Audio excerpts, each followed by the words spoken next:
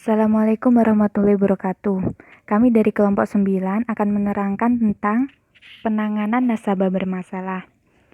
Dengan saya Nur Hamida akan menjelaskan tentang pengertian pembiayaan bermasalah. Pengertian pembiayaan menurut Undang-Undang Perbankan Nomor 10 Tahun 1998 Ayat 12 berbunyi, penyediaan uang atau tagihan yang dapat dipersamakan berdasarkan persetujuan atau kesepakatan antara bank dengan pihak lain yang mewajibkan pihak yang dibiayai untuk mengembalikan uang atau tagihan tersebut setelah jangka waktu yang telah ditentukan dengan imbalan maupun bagi hasil. Pengertian pembiayaan bermasalah yaitu pembiayaan yang diakibatkan oleh nasabah yang tidak menempati jadwal pembayaran angsuran dan tidak memenuhi persyaratan yang tertuang dalam akad. Penggolongan kualitas pembiayaan.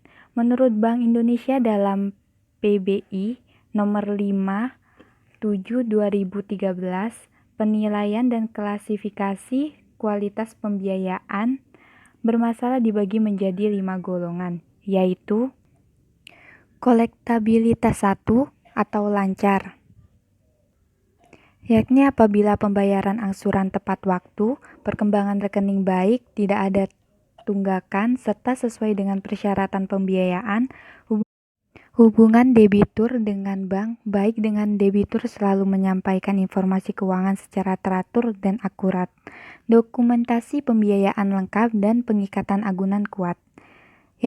Kolektabilitas 2 atau dalam perhatian khusus, misalnya terdapat tunggakan pembayaran angsuran pokok dan atau margin sampai dengan 90 hari, selalu menyampaikan laporan keuangan secara teratur dan akurat, dokumentasi perjanjian piutang lengkap, dan pengikatan agunan kuat, serta pelanggaran terhadap persyaratan perjanjian piutang yang tidak prinsipil. Kolektabilitas 3 atau kurang lancar, jika terdapat tunggakan pembayaran angsuran pokok dan atau margin yang telah melewati 90 hari sampai dengan 180 hari. Penyampaian laporan keuangan tidak teratur dan meragukan, dokumentasi perjanjian piutang kurang lengkap, dan pengikatan agunan kuat, terjadi pelanggaran terhadap persyaratan pokok perjanjian piutang, dan berupaya melakukan perpanjangan piutang untuk menyembunyikan kualitas keuangan. Kolektabilitas 4 atau diragukan, misalnya terdapat tunggakan pembayaran angsuran atau margin yang telah melewati 180 hari sampai dengan 270 hari. Nasabah tidak menyampaikan informasi keuangan atau tidak dapat dipercaya, dokumentasi perjanjian piutang tidak lengkap, dan pengikatan agunan lemah, serta terjadi pelanggaran yang prinsipil terhadap persyaratan pokok perjanjian piutang. Kolektabilitas 5 yaitu macet. Misalnya terdapat tunggakan pembayaran angsuran pokok atau margin yang telah melewati 270 hari dan dokumentasi perjanjian piutang atau pengikatan agunan tidak ada. Dasar hukum penanganan pembiayaan bermasalah. Yang pertama yaitu surat Al-Baqarah ayat 280 yang artinya, dan jika atau orang yang berhutang itu dalam kesukaran, maka berilah tangguh sampai dia berkelapangan, dan menyedekahkan atau sebagian atau semua utang itu lebih baik bagimu jika kamu mengetahui. Yang kedua, pasal 9 PBI nomor 8/21/PBI/2006 tentang kualitas aktiva bank umum yang melaksanakan kegiatan usaha berdasarkan prinsip syariah, sebagaimana diubah dengan PBI nomor 9/9/PBI/2007 dan PBI nomor 10/24/PBI/2008. Berdasarkan ketentuan Bank Indonesia, kualitas pembiayaan dinilai berdasarkan aspek-aspek prospek usaha, kinerja atau performance nasabah, dan kemampuan membayar atau kemampuan menyerahkan barang pesanan. Atas dasar penilaian aspek-aspek tersebut, kualitas pembiayaan ditetapkan menjadi 5 golongan, yaitu lancar atau current, dalam perhatian khusus atau under special mention, kurang lancar atau substandard, diragukan atau doubtful, dan macet atau loss. Ketiga, Peraturan Bank Indonesia Nomor 10/18/PBI/2008 tentang restrukturisasi pembiayaan bagi bank syariah dan unit usaha syariah. Restrukturisasi pembiayaan adalah upaya yang dilakukan bank dalam rangka membantu nasabah agar dapat menyelesaikan kewajibannya dengan cara penjadwalan kembali atau rescheduling, persyaratan kembali atau reconditioning, dan penataan kembali atau restructuring. Upaya dan langkah-langkah restrukturisasi yang dilakukan bank dengan mengikuti ketentuan yang berlaku agar pembiayaan non-lancar atau golongan kurang lancar, diragukan, dan macet dapat menjadi secara bertahap menjadi golongan lancar kembali. Assalamualaikum warahmatullahi wabarakatuh. Saya Reza Rofida akan menjelaskan tentang lembaga penyelesaian pembiayaan bermasalah. Yang pertama, penyelesaian dilakukan oleh bank secara mandiri. Biasanya bank melaksanakan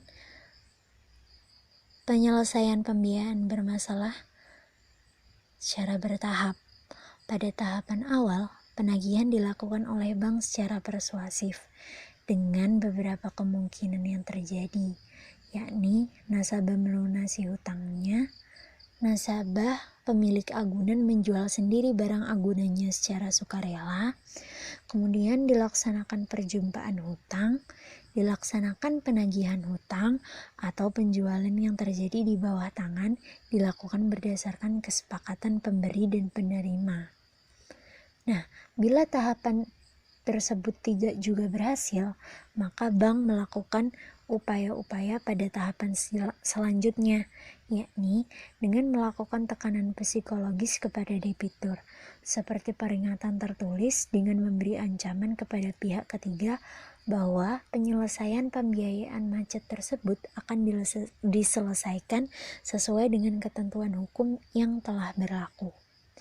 Nah, jika pada tahap kedua belum juga berhasil, maka bank berhak menempuh upaya dan tahapan ketiga, yakni menjual barang jaminan di bawah tangan atas dasar kuasa dari debitur atau pemilik agunan. Dalam prakteknya, walau sudah ada beberapa surat kuasa dari debitur, tidak semua bank berani melakukan penjualan di bawah tangan atas agunan tersebut. Penyelesaian kedua, yakni melalui debt collector. Biasanya, bank juga dapat memberikan kekuasaan kepada pihak lain untuk melakukan upaya-upaya penagihan pembiayaan yang bermasalah atau macet seperti debt collector. Di sini sudah diatur dalam KUH Perdata pasal 1320 menjelaskan bahwa syarat sah perjanjian dan pasal 1792 tentang pemberian kekuasaan. Penyelesaian yang ketiga yakni melalui kantor lelang. Pada kasus ini, pihak bank meminta bantuan kantor lelang untuk melakukan hal-hal sebagai berikut, seperti menjual barang jaminan yang telah diikat, kemudian penjualan agunan melalui eksekusi gadai atas dasar parante eksekusi, juga menjual benda yang menjadi objek jaminan fidusia atas kekuasaan penerima fidusia sendiri melalui pelelangan umum dan mengambil pelunasan piutangnya dari hasil penjualan. Yang keempat, yakni penyelesaian melalui badan peradilan. Salah satunya yakni gugat perdata melalui pengadilan agama. Hal ini sudah diatur dalam UU Nomor 50 Tahun 2009 tentang peradilan agama, yakni kewenangan pengadilan agama diperluas mencakup bidang ekonomi syariah yang sebelumnya hanya mengurusi tentang kewenangan menyelesaikan perkara perkawinan, waris, wasiat, hibah, wakaf, zakat, infak, dan sedekah. Dengan penegasan dan peneguhan ini, dalam menyelesaikan masalah sengketa niaga atau bisnis yang selama ini pengadilan yang diberikan tugas dan kewenangan ialah pengadilan negeri atau niaga, maka setelah disahkannya UU nomor 50 tersebut yang menyangkut penyelesaian sengketa bisnis khususnya yang berkaitan dengan ekonomi syariah, maka tugas dan kewenangannya berada pada pengadilan agama. Namun khusus untuk perbankan syariah, kompetensi penyelesaian sengketanya tidak hanya pada pengadilan agama, namun juga dapat diselesaikan melalui pengadilan negeri sepanjang dalam perjanjian pembiayaan dibuatkan klausa khusus tentang hal-hal tersebut. Selanjutnya ada eksekusi agunan. Yang selanjutnya ada permohonan pilot melalui pengadilan niaga.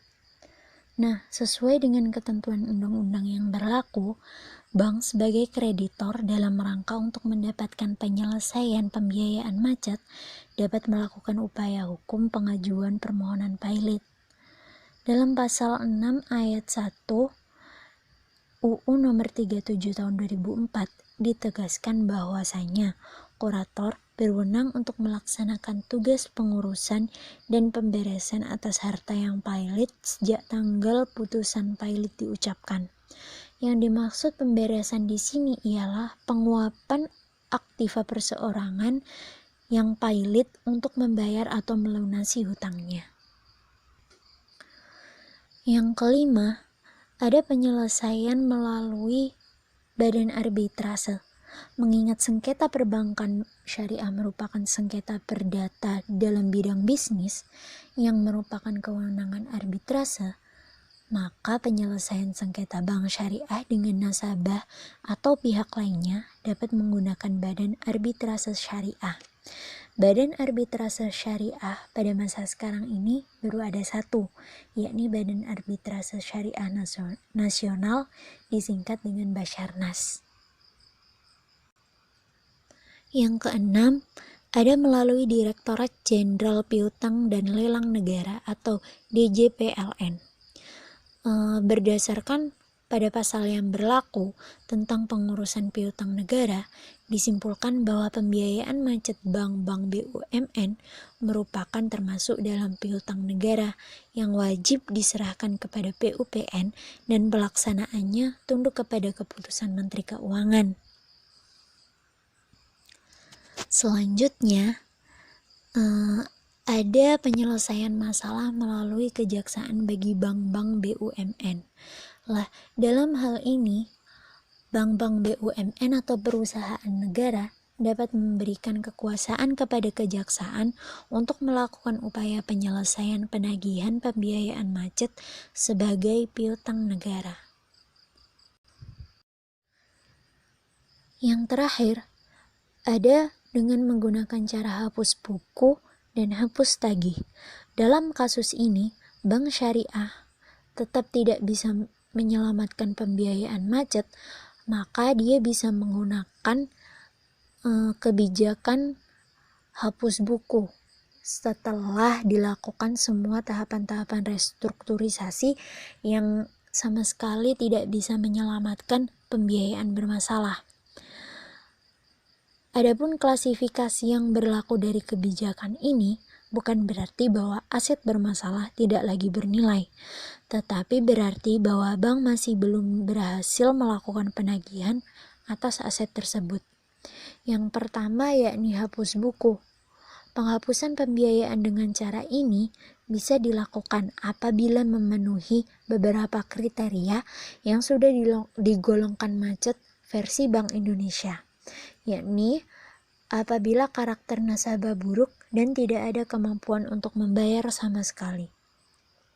Kemudian, apabila semua usaha penyelamatan pembiayaan telah gagal dan pengembalian di kemudian hari pun apabila ada, diperkirakan kecil nilainya. Selanjutnya yakni telah diajukan ke pengadilan atau instansi negara yang lain. Juga agunan sudah tidak ada atau tidak ada makerable atau bermasalah. Kemudian biaya penagihan tidak sebanding dengan hasil yang diperoleh. Lah, setelah tindakan hapus buku dilakukan, klaim terhadap nasabah tetap ada walau pembiayaan telah dihapus bukukan.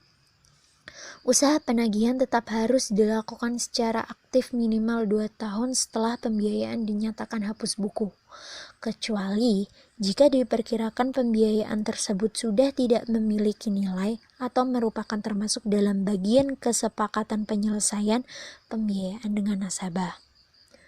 Yang terakhir adalah hapus tagih. Hapus tagih bisa dilakukan baik untuk sebagian maupun seluruh pembiayaan.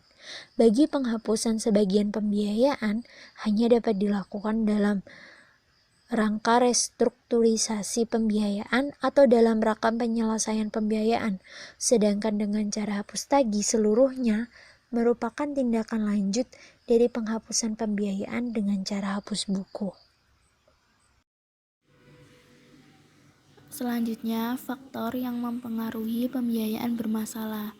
Menurut Sultan Remi, pembiayaan bermasalah disebabkan karena nasabah tidak dapat memenuhi kewajibannya kepada bank, karena faktor internal nasabah atau internal bank, atau karena faktor eksternal. Yang pertama, faktor internal pada bank. Faktor internal pada bank yang menyebabkan pembiayaan bermasalah yaitu lemahnya bank dalam menganalisis pembiayaan karena data informasi yang kurang akurat dan tidak lengkap. Selanjutnya, terdapat perilaku kolusi antara pejabat bank yang menangani pembiayaan dan nasabah sehingga bank merealisasikan pembiayaan yang tidak seharusnya diberikan. Selanjutnya, kuantitas, kualitas, dan integritas sumber daya manusia yang kurang memadai, sehingga memungkinkan terjadinya seperti investigasi awal dan analisa pembiayaan yang tidak dilaksanakan secara mendalam, sehingga keputusan pemberian pembiayaan tidak didasarkan pada pertimbangan yang tepat.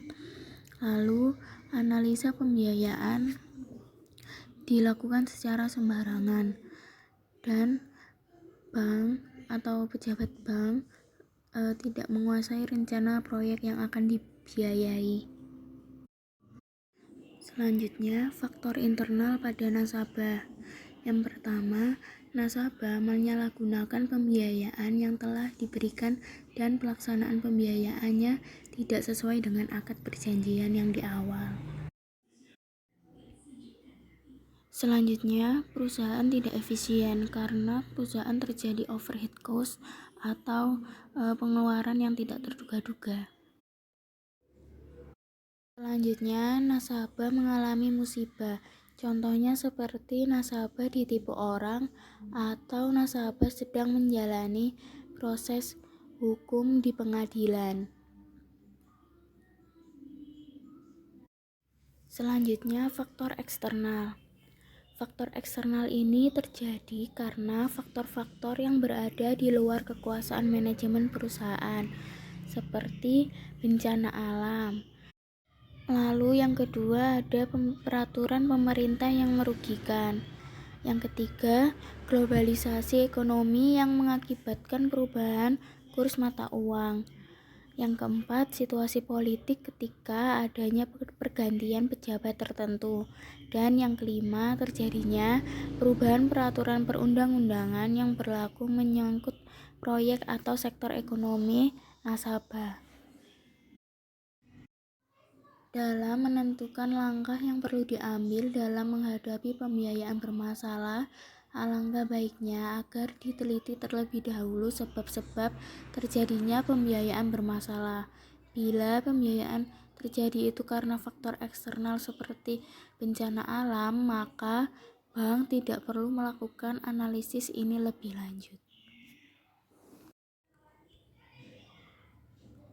Untuk meminimalisir pembiayaan bermasalah, maka perlu adanya langkah-langkah untuk penanganan pembiayaan yang bermasalah berdasarkan pada kelancaran pembayarannya.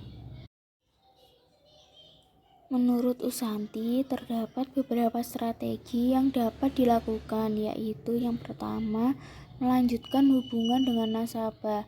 Strategi ini dilakukan apabila nasabah dinilai kooperatif dan masih memiliki prospek usaha.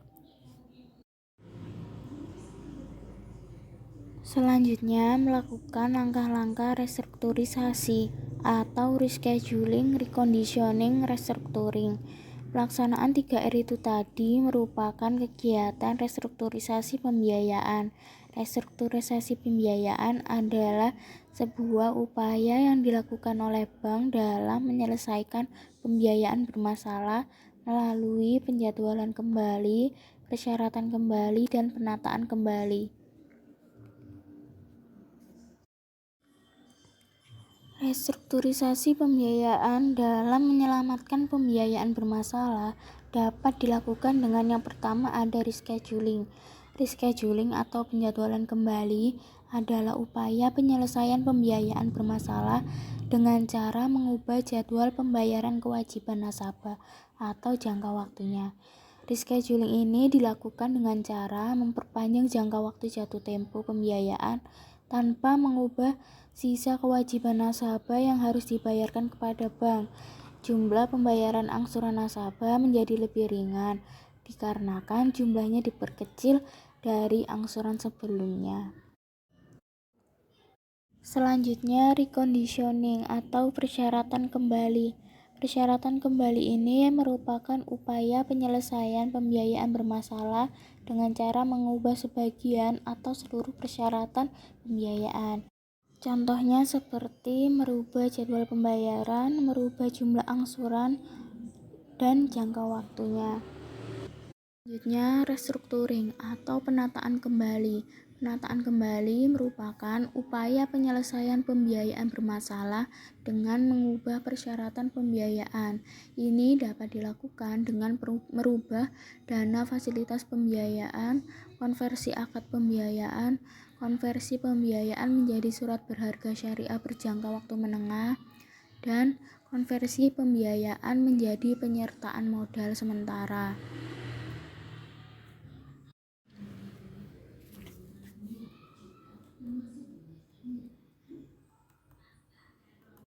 Selanjutnya, kriteria nasabah yang pembiayaannya dapat direstrukturisasi. Adapun kriteria nasabah yang pembiayaannya dapat direstrukturisasi adalah yang pertama, nasabah mengalami penurunan kemampuan atau kesulitan dalam pembayaran. Yang kedua, nasabah memiliki prospek usaha yang baik dan mampu memenuhi kewajibannya atau membayar angsurannya setelah dilakukannya restrukturisasi pembiayaan. Yang ketiga, nasabah masih memiliki itikat baik untuk membayar angsuran.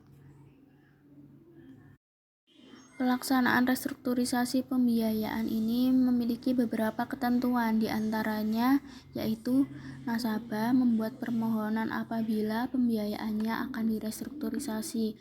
Yang kedua, pelaksanaan restrukturisasi ini harus memuat analisis dan dokumentasi yang baik.